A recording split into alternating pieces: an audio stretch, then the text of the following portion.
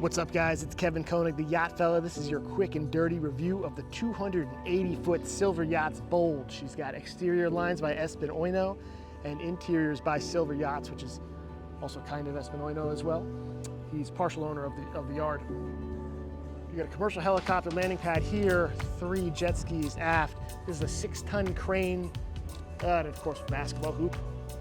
Oh, there's the ball. Look at that. You got your gym here. This also functions as a nightclub when you move the exercise equipment out. It's a little loud in there. Hope the music doesn't mess us up. You got 2 11-meter ribs that usually sit here, but they moved them out so the Yacht Fella could come through and shoot a little video. I want you to notice just how almost industrial looking this space is, because it's really going to be juxtaposed sharply against what we're going to see in the interiors. This is what I was talking about, juxtaposing with the industrial look outside. This is the lounge. Check this out. I actually said, wow, the first time I saw this. Huge open space with these beautiful blue sofas. The boat's actually very narrow. It's a fast boat. It's a 23-knot top end with these massive MTUs it has in its belly. And there's kind of like a mushroom flare out on this upper deck that gives it a wider beam. And this is obviously an excellent place to entertain. Huge screen, bar right here to wet everyone's whistle. Coffee table books, of course. And then out here's the winter garden.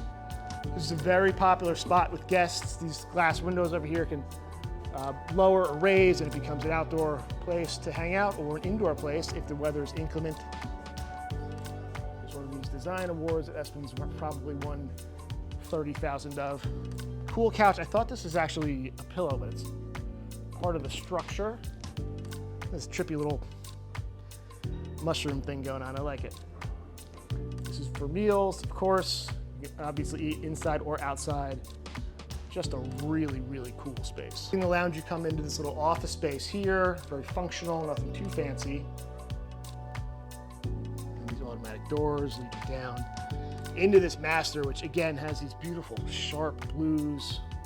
What is that, a flamingo? I don't know what that is. It's pink. Might be a flamingo. And then this kind of austere, masculine, Nordic vibe to it. I don't know, I thought that might be light oak in the wood, but nobody on board seemed to know for sure. Very cool though, it just keeps everything light and fresh and beachy, but again, like a Nordic beach. Like, you know, the water's cold, but there's rocks instead of sand. But down in the accommodations level, there's 3 VIPs. They're all laid out just a little bit differently. There's actually 8 cabins on this boat. It sleeps 12 guests. Plus 4 supernumeraries. Very hard word to say. We'll call that nanny, security, maybe your physical trainer, whatever they want. But this is for your special guests. And obviously, you can tell they're special. They're en suite.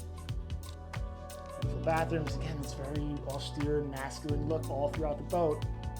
Guest cabins on this level, not including this massage room that actually has a Pullman sticker that can be pulled out of the wall. More guest cabins here. Lots of room for everybody. This hallway reminds me of the movie Tron, which maybe that's just on my mind because I was writing about Kismet earlier. That has obviously the Tron feature in between its engines, but yeah, this is kind of futuristic.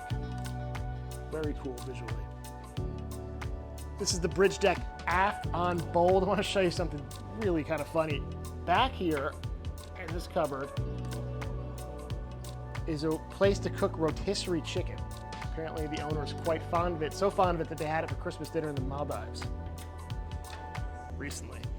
This is where they take most of the meals. This is a gigantic table, and it configures into different shapes and patterns depending on how formal you want to be, I suppose. Nice little sofa and lounge area back here, and then this is a really cool part of the boat. So this canoe was done by apprentice carpenters who were working on this boat, and I guess this was part of their apprenticeship or something like that, and they built the canoe, and then they were going to auction it off for charity, and the owner got wind of it and actually bought it himself, I'm sure.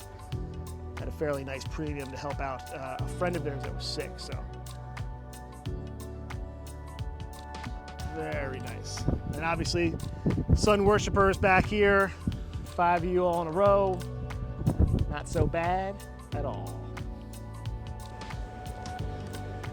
Moving up top to the sun deck. This is actually the sun deck forward. Nice jacuzzi here. They have a projector screen that hangs down from the ceiling there. I'm not quite sure where the projector goes, but you can lay down here and be protected by this nice windscreen even underway and watch a movie. Got nice little sunshades. Man, is it hot in Antigua. I feel like my brain is melting sometimes, so if I mispronounce a word, please don't hold it against me. This is the sun. See, now I'm mispronouncing words. This is the sun deck aft. Lounge seating. Lovely, lovely. This is the helm station on Bold. Impressive indeed, but what I really want to show you here is this little screen. This boat has a range of 5,000 nautical miles at about 12.5 or 13 knots. And this map shows you where she's been. This is Fiji. Can you see that? Yeah, you can see that. Fiji, down to Australia. The boat was actually built in Western Australia, I believe just south of Perth. One of the most isolated cities on Earth. I think Honolulu is actually the most isolated, but we'll have to fact check that one. The boat also has a top end of 23 knots, which is really nice when you're going through places like the Red Sea. As you can see, it came through the Med, crossed the Atlantic. It's gone down to South America, I believe. Nope, has not gone to South America yet. But now we're in Antigua, and yeah, she's certainly been put through her paces. All right, this has been your Yacht Fella quick and dirty tour of Bold. She's on the charter market for $924,000 a week with Hill Robinson. Check her out if you're brave enough.